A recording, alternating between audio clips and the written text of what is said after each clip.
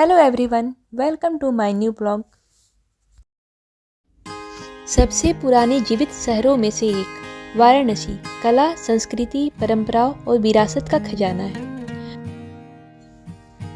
आइए अब हम आपको क्राफ्ट म्यूजियम में लेकर चलते हैं। ये क्राफ्ट म्यूजियम बड़ा लालपुर में दीनदयाल टीएफसी में स्थित है।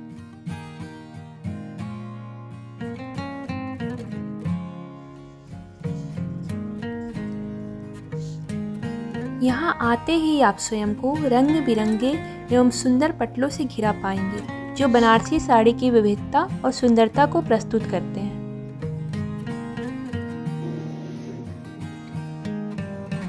म्यूजियम को 4 गैलरी में डिवाइड किया गया है। पहली गैलरी है ताना बाना और हथकरघा गैलरी।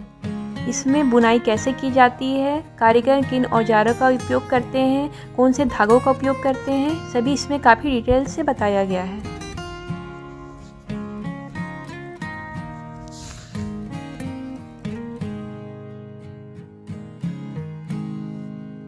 आप सबको बनारसी साड़ी तो बहुत पसंद होगी।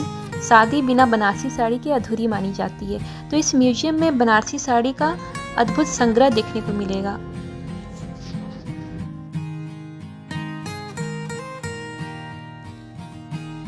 और ये सुंदर सी पिंक साड़ी बनारसी ब्रोकेट साड़ी है।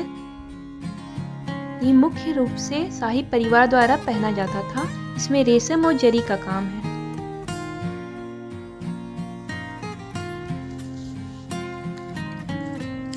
ये है कीमखाब। कीमखाब को बनाने में गोल्ड और सिल्वर की जरी को बेहद बारीकी से बुनकर रेशम के साथ बुना जाता था और 2 कारीगर को इसे तैयार करने में 4 से 5 महीना लग जाता था। बहुत ही सुंदर साड़ी है।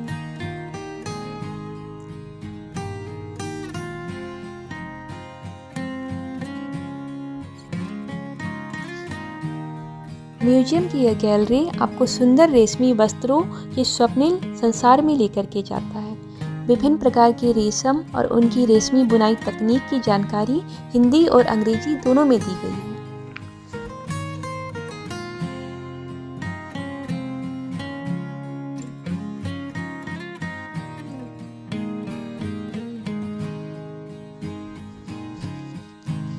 ये जंगला पैटर्न की साड़ी है।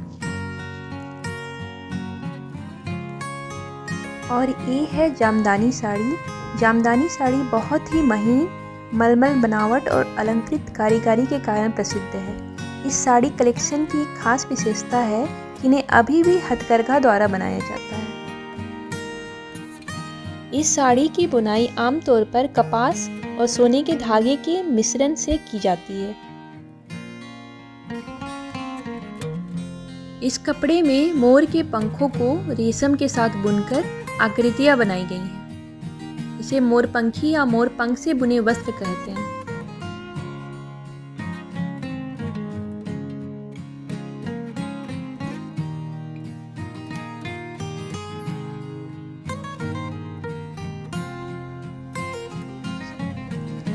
एक अन्य वस्त्र है गैसर, जिसे ब्रोकेड में बनाया जाता है। बौद्ध लामा प्रार्थना के लिए इस वस्त्र का उपयोग करते हैं।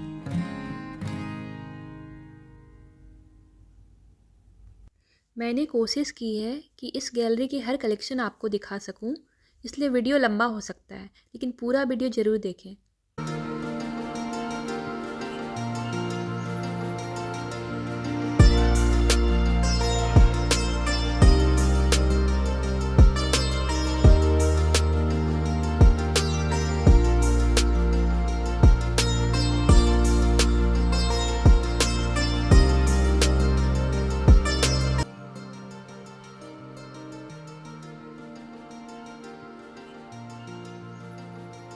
हमें यहाँ बताया गया कि बनारसी कपड़े महाभारत और रामायण काल में भी बनते थे। उसे पीताम्बर कहा जाता था।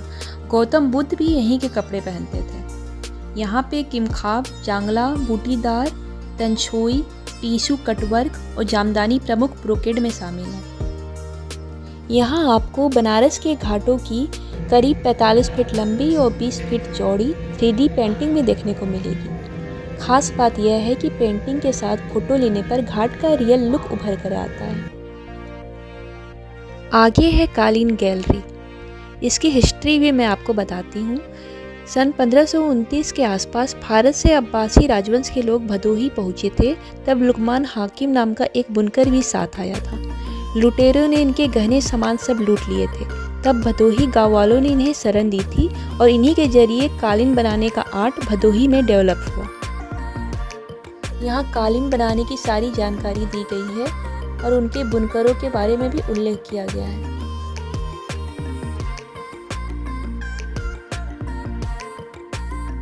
यहाँ की खासियत ये है कि यहाँ एंट्री करते ही ऊपर लगे प्रोजेक्टर से ज़मीन पर कारपेट की पिक्चर और उसकी हिस्ट्री आ जाती है। उस पर मूवमेंट करते ही अगले कारपेट की जानकारी आ जाएगी। कारपेट की कीमत उसके गांठों से तय होती है, जितना बारीक उतनी ज़्यादा कीमत। यहाँ कारपेट की कीमत 10,000 से 5 लाख रुपए तक भी हो सकती है।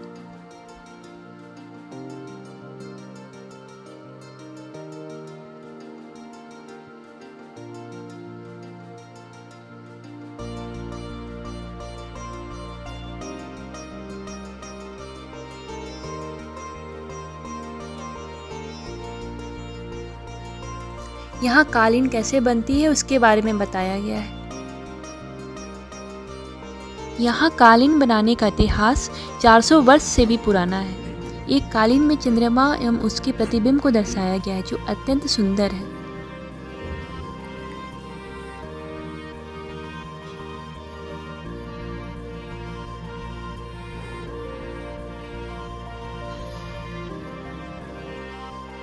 और ये है हथकरघा, जिससे कालीन की बुनाई की जाती है।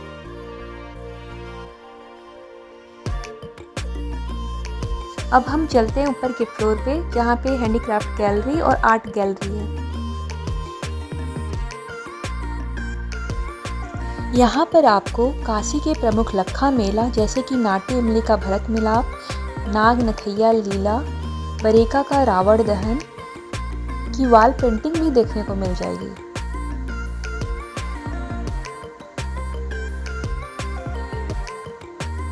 साथ ही साथ आपको बनारस के घाट, बनारसी पकवान, बनारसी पान और गंगा आरती के दृश्य भी 3D पेंटिंग के जरिए देखने को मिल जाएंगे।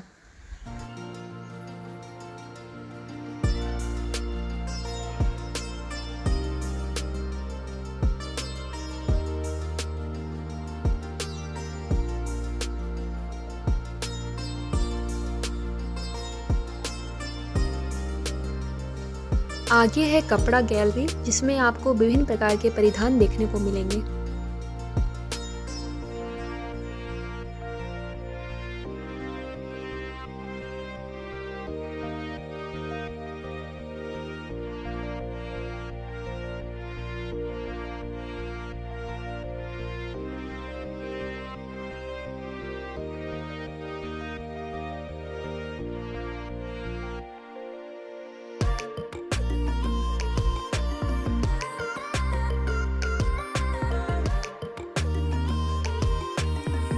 ये कबीर के दोहे लिखे हुए वस्त्र हैं।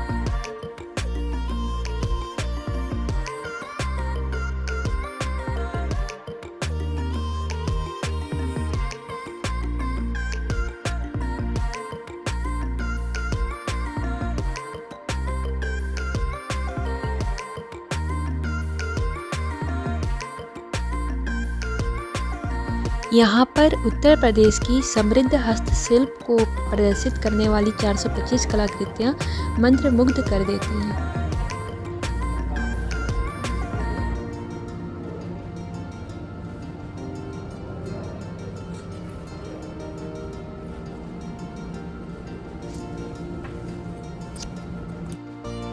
ये सब लकड़ी के खिलौने हैं। 16वीं सदी में कुछ क्राफ्ट कारीगरों ने लकड़ियों पे काम करना शुरू किया था। आज गोरीगंज इलाका लकड़ी के खिलौने के लिए जाना जाता है। और ये सभी वाद्य यंत्र रखे गए हैं।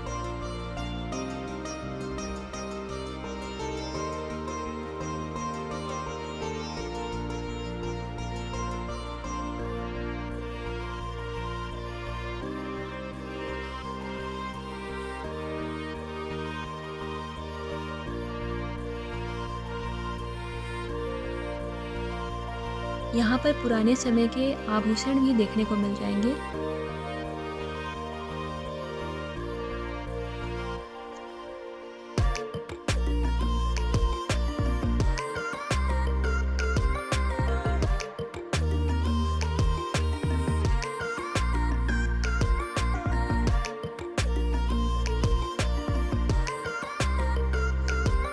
बाकी आपको चिनार की लाल पॉटरी के बर्तन देखने को मिलेंगे।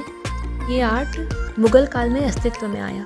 तब कुम्हार लाल मिट्टी के बुरादे से रजवाड़े के लिए सजावट का सामान, बर्तन और मूर्ति बनाते थे। इसकी खासियत ये है कि बिना केमिकल और पेंट के ये कई वर्षों तक खिलौने और बर्तन वैसे के वैसे रहते हैं।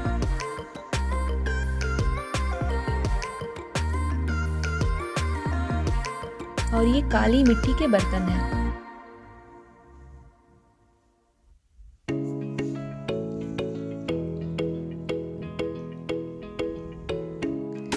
और ये भारत रत्न उस्ताद बिस्मिल्लाह खां की शहनाई और पद्म विभूषण किशन महाराज जी का तबला है।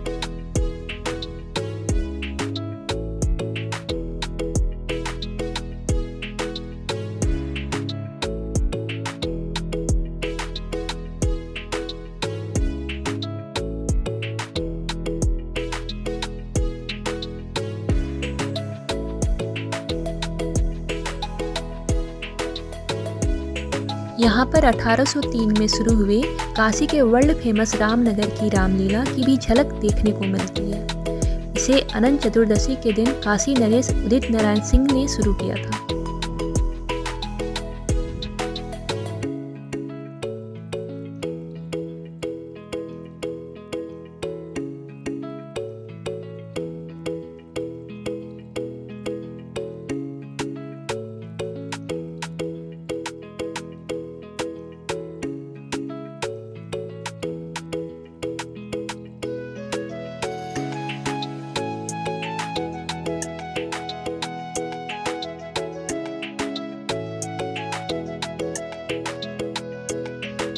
म्यूजियम हमारी अतीत की शानदार यादों को सहेज करके रखता है। इस म्यूजियम में आपको बनारसी कपड़ों का इतिहास, क्राफ्ट की जानकारी और कई सारी चीज़ें देखने को मिलेंगी।